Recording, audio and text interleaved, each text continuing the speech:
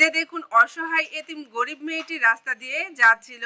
সে দেখতে পায় রাস্তার একপাশে বসে বড়লোকের ২ আদরের মেয়ে চিপস খাচ্ছে। আর এই চিপস খাওয়া দেখে এই অসহায় গরিব মেয়েটি খুবই খেতে ইচ্ছে হয়, লোভ হয়।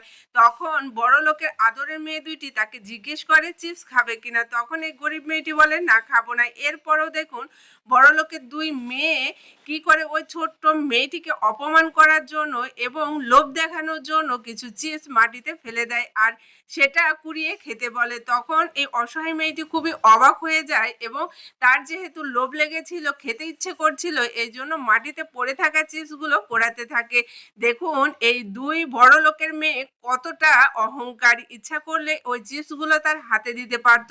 সেটা না দিয়ে মাটিতে ফেলে দিচ্ছে এবং কুড়িয়ে খেতে বলছে। দূর থেকে এই ভাইটি সেটা লক্ষ্য করে এবং দেখতে পায় ছোট্ট মেয়েটি সেই মাটি থেকে পড়ে থাকা চিপসগুলা উঠাচ্ছে এবং খাচ্ছে।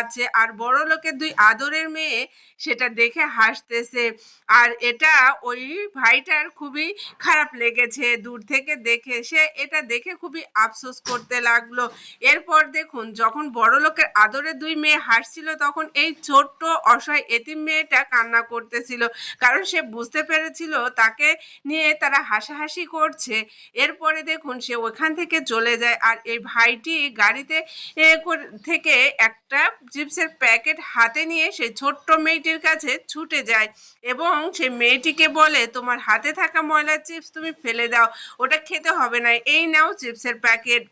তাই বলে যখন চিপসের প্যাকেটটা দেয় এই ছোট্ট মেয়েটি দেখুন কতটা খুশি হয়। এরপরে দেখুন এই ভাইটি ওই অসহায় মেয়েটিকে আদর করে যায়।